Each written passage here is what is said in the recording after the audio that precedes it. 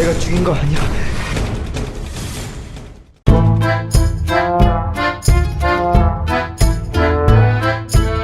Halo semuanya, selamat bergabung kembali di Asri Film.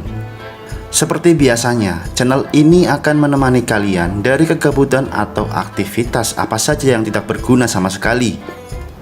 Bagi kalian yang sedang bingung mencari film, kami akan sajikan alur cerita film apa saja yang membuat kalian semakin bergairah.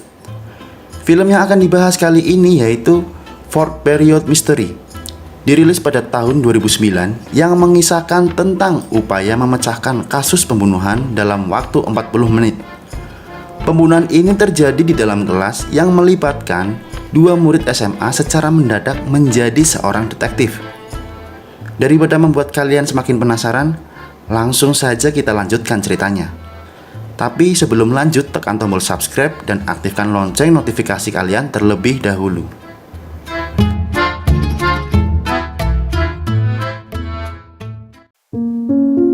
Pada pagi hari, saat murid-murid sedang berlarian menuju kelasnya masing-masing, terlihat ada dua siswa yang sedang santuy berjalan. Dia seorang lelaki yang super cool, bernama Han Jung Hon, dan seorang wanita berambut korden, dia bernama Lee Da Jung. Mereka adalah teman sekelas yang awalnya tidak akrab sama sekali. Ketika guru bahasa Inggris yang cantik gemulai sedang mengajar, secara tak sengaja Han Jung Hon melihat si rambut korden ini sedang asik membaca buku misteri. Tak lama kemudian, kelas menjadi heboh tak terkendali oleh seorang siswa yang gendut mengalami jackpot di kelasnya.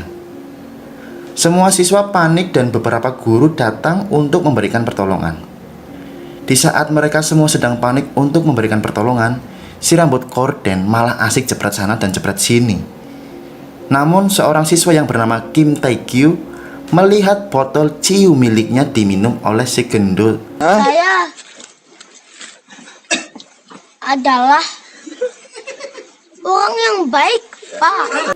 2 minggu kemudian, kasus kejang-kejang di dalam kelas menjadi sebuah misteri. Bahkan, banyak siswa yang bergosip bahwa si gendut telah meninggal dan ditutup-tutupi oleh pihak sekolah. Mendengar gosip itu, si rambut korden menjadi penasaran terhadap kejadian tersebut. Lalu, dia pergi ke sebuah perpustakaan untuk mengembalikan buku yang telah dia pinjam. Karena mempunyai rasa penasaran dan chemistry yang begitu tajam, si rambut korden mencoba bertanya kepada seorang pustakawati, siapakah pembunuh si gendut? Karena dia beranggapan bahwa pihak sekolah menutupi kasus ini. Tak lama kemudian, tiba-tiba si gendut datang dari arah samping. Lalu si rambut korden pun langsung terkejut melihatnya. Ternyata kasus ini tidak menyebabkan kematian pada si gendut.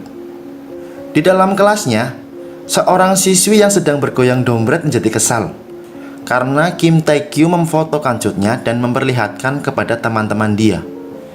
Siswi ini mengaduk kepada Han Jung Hon yang sedang duduk di depan Kim Tae-kyu. Han Jung Hon langsung mendekati Kim Tae-kyu dan meminta untuk menghapusnya. Tetapi Kim Tae-kyu tak mau menghapus foto tersebut. Han Jung Hon langsung mengeluarkan tendangan Shaolin-nya yang membuat Kim Tae-kyu jongkel ke belakang. Perkelahian pun berlanjut. Kim Tae-kyu mencoba melawan dan dia jungkel lagi ke belakang. Gue tampol lu, sekali lagi lu iseng-iseng gue lu. Bener lu, yang jadi jagoan lu. Gaplok lu, sekali lagi lu, ntar lu. Perkelahian terhenti ketika guru kelas datang untuk mengajar. Karena sang guru melihat Jo Hon dan Kim Tae-kyu berkelahi, mereka lalu dihukum untuk membersihkan kelasnya. Sepulang dari hukuman membersihkan kelas, tiba-tiba dia melihat temannya mengintip seorang wanita yang sedang berenang. Tak lama kemudian, Jong Hon pun malah ikut mengintipnya. Aduh, ternyata wanita itu adalah si rambut korden. Awalnya Jong Hon sedikit tidak tertarik untuk melihatnya. Namun, setelah wanita itu berdiri dan menguraikan rambutnya, tiba-tiba Jong Hon merasakan sensasinya menjadi Iron Man karena melihat tubuh Lee Da Jung yang sangat bahenol dan membuat Imron Jong Hon terus berdiri tegak. Lee Da Jung mengetahui bahwa ada seseorang yang mengintipnya. Tapi Jong Hon tidak mau pergi, mungkin karena rudalnya sudah terpaku pada bumi. Keesokan harinya, Lee Da Jung mengirim sebuah pesan kepada Jong Hon di saat pelajaran sedang berlangsung. Lee Da-jung mengirim pesan untuk memastikan apakah dia benar-benar mengintipnya. Tapi saat Jong-hun sedang membalas pesan Lee Da-jung, dia terciduk oleh gurunya karena bermain HP di saat pelajaran kelasnya. Sang guru pun membeberkan isi pesan tersebut di depan teman-teman kelas. Beberapa menit kemudian, jam kelas pelajaran berganti. Semua siswa kelasnya pergi ke lapangan olahraga. Namun, Jong-hun dan Kim Tae-kyu masih berada di dalam kelas untuk menjalankan hukuman yang mereka lakukan pada saat itu. Kim Tae-kyu mencoba mengejek Jong-hun karena dia ketahuan mengintip siswi yang sedang berenang. Kim Tae-kyu terus mengejek sampai Jong-hun marah dan menodongkan sebuah pisau milik Kim Tae-kyu. Tapi Jong-hun sentak terkaget karena ada salah satu penggemar Jong-hun yang tidak sengaja sedang merekam kejadian tersebut. Amarahnya semakin mereda dan Jong-hun segera pergi meninggalkan Kim Tae-kyu ke toilet. Kim Tae-kyu masih tetap di dalam kelas sendirian sambil mendengarkan musik di laptopnya. Tiba-tiba dari arah belakang datanglah seseorang yang langsung menikam dada Kim Tae-kyu sampai dia meninggal. Si rambut korden yang berada di lapangan sedikit merasa sesuatu yang aneh terjadi di kelasnya. Dia segera bergerak dan menuju kelas tersebut. Setelah dari toilet, Jong-hun segera menuju ke kelasnya kembali. Saat dia masuk ke kelasnya, dia melihat Kim Tae-kyu berceceran banyak darah di baju dan lantai sekolah. Dia mengira bahwa Kim Tae-kyu sedang bercanda kepadanya. Secara pelan-pelan, dia mendekati Kim Tae-kyu dan mencoba menggerakkan tubuh dia. Ketika dia mengetahui bahwa Kim Tae-kyu sudah tidak bernyawa, kepanikan muncul pada Jong-hun, dan dia juga menemukan sebuah pisau di atas meja. Kemudian dia memegang dan mengambil pisau tersebut. Si rambut korden datang di saat Jong-hun sedang deg-degan dan memegang sebuah pisau. Jong-hun pun langsung menjelaskan kepada Lee Da-jung bahwa dia bukanlah pelakunya. Sebenarnya, Lee Da-jung juga mengetahui bahwa Jong-hun bukanlah pelakunya. Lalu, Jong-hun mencoba untuk menghubungi polisi secara tergesa-gesa. Sebelum menelepon polisi, HP Jong-hun direbut dan dia dikeplak oleh Lee Da-jung. Lee Da-jung menjelaskan dan membuktikan pada Jong-hun jika dia menelepon polisi, Jong-hun akan menjadi tersangka. Setelah itu, mereka berunding untuk menemukan pelaku pembunuhan selama 40 menit. Waktu 40 menit itu merupakan waktu selesainya mata pelajaran olahraga. Jadi, sebelum para siswa kembali ke kelasnya, kasus ini harus segera terselesaikan dan terungkap pembunuhnya. Tapi, Jong-hun tidak mempercayai Lee Da-jung. Dengan kecerdasan pemikiran detektifnya, Lee Da-jung langsung menjelaskan dan menganalisa pelaku pembunuhan kepada Jong-hun. Dia memberitahu kepada Jong-hun bahwa pelaku tersebut masih di dalam sekolah.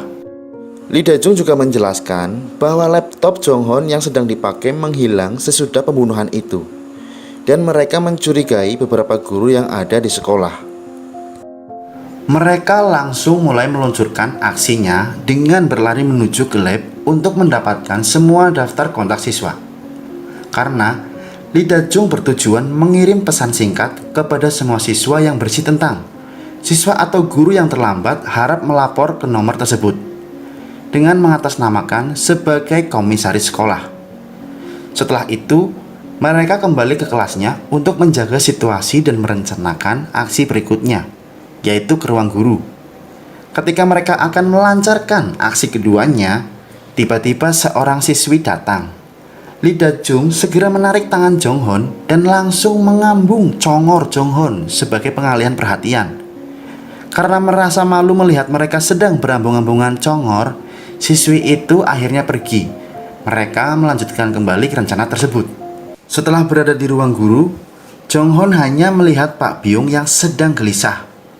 Jong-hun menghampiri guru tersebut dan membuat sebuah alasan agar guru itu lekas pergi dari ruangannya. Saat guru itu sudah pergi dari ruangannya, mereka langsung mencari laptop Kim Tae-kyu di semua laci guru. Ternyata laptop itu ditemukan di laci Pak Byung. Mereka langsung kembali ke kelas untuk mengecek file-file Kim Tae-kyu, namun semua filenya sudah terhapus. Pak Byung merasa kesal karena sudah dibohongi oleh Jong-hun. Dia langsung kembali ke ruangannya. Namun, laptop Kim Tae-kyu yang dilacinya sudah tidak ada. Pak Byung panik dan langsung mencari Jong-hun ke ruang kelasnya. Ketika mereka sedang berusaha mengembalikan file yang dihapus, tiba-tiba Pak Byung datang. Dan aksi kejar-kejaran pun terjadi, sehingga membuat gaduh di setiap kelas yang sedang berlangsung proses belajar mengajar. Tak hanya itu, salah satu siswi mengirimkan foto Jonghon saat memegang pisau kepada teman dekat Jonghon. Karena merasa khawatir, teman dekatnya segera mencari Jonghon ke kelasnya. Akan tetapi, dia terkejut karena melihat Kim Tae-gyu sudah tak bernyawa dan berjajaran banyak darah. Aksi kejar-kejaran mereka berujung di atap sekolah. Sambil bernegosiasi untuk mengambil laptopnya, lalu tiba-tiba dari arah belakang, teman Jonghon muncul dan langsung menempeleng gurunya dengan sebuah kayu sampai tak sadarkan diri.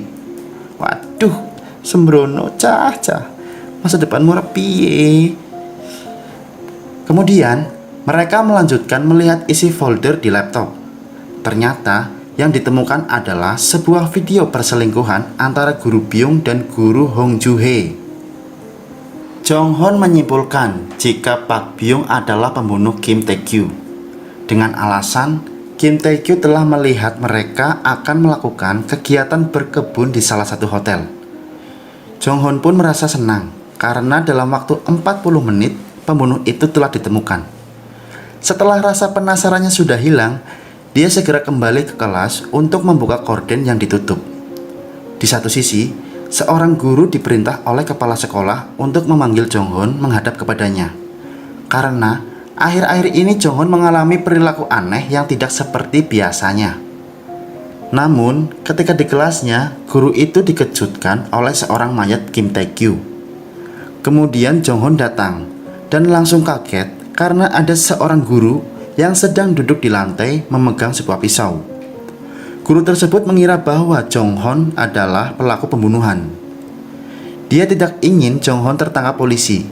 Justru dia ingin selalu melindungi Jonghon dari ancaman atau kejahatan apapun yang datang kepadanya. Karena guru tersebut pernah memiliki anak yang mirip dengan Jonghon. Ketika guru tersebut sedang memegang tubuh Kim Tae-gyu, secara tidak sengaja, Jonghon melihat sebuah kancing yang jatuh dari arah Kim Tae-gyu.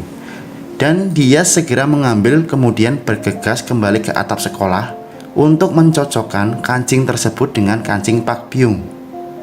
Ternyata, kancing tersebut tidak sama dengan Pak Byung. Sebenarnya Lee Da-jung sudah mengira bahwa guru Byung bukanlah pelakunya. Dia hanya mengambil sebuah jejak video perselingkuhan yang ada di dalam laptop Kim Tae-gyu. Di saat Pak Byung melabrak Kim Tae-gyu, dia menemukannya dengan keadaan sudah tak bernyawa sama sekali. Dan kenapa alasan si gendut mengalami jackpot? Dia meminum ciu yang diberi dari Kim Tae-gyu yang berasal dari pustakawati. Setelah berkeliling mencari informasi, Lee Da-jung langsung menghampiri pustakawati dan bertanya siapa pembunuhnya. Tetapi secara tiba-tiba Lee Da-jung mendapatkan sebuah pesan bahwa ada guru yang terlambat, yaitu Pak Gukman. Pada saat itu juga, Pak Gukman datang dari arah belakang Lee Da-jung. Dan dia memperhatikan kancing yang terputus dari jas Pak Gukman. Ternyata pembunuh Kim Tae-gyu adalah Pak Gukman. Dia melakukan pembunuhan itu karena ingin memberi pelajaran kepada Kim Tae-gyu. Karena dia tidak terima dengan kelakuan Kim Tae-gyu yang sering menyakiti perasaan pustakawati dan memerasnya. Awal mulanya Kim Tae-gyu menemukan sebuah rekaman video bercocok tanam pustakawati di meja kantor ayahnya, sehingga dia sedikit merasa tersinggung dan terus menerornya. Tetapi Pak Gukman dan pustakawati tersebut saling mencintai. Barang siapa yang melukai hati pustakawati tersebut, dia akan menyingkirkannya. Setelah Pak Gukman menceritakan kisahnya, dia langsung akan menikam dengan pisau kepada Lee Da-jung. Namun, aksi itu dihalau oleh Jonghon yang datang dari belakang. Kemudian, aksi kejar-kejaran dan main petak umpet berlangsung agak lama. Jonghon terkena luka pisau di bagian perutnya. Di saat Pak Gukman akan menikam Jonghon, bel sekolah pun telah berbunyi. Kepala sekolah dan komisaris sekolah melihat kejadian tersebut. Pak Gukman menjadi frustasi dan melakukan skrim mendadak. Skrimnya pun menular ke para siswa yang telah melihat mayat di dalam kelas setelah pelajaran olahraga selesai. Pada akhirnya, kasus pembunuhan itu sudah terungkap dan diakhiri dengan ambung-ambungan congor.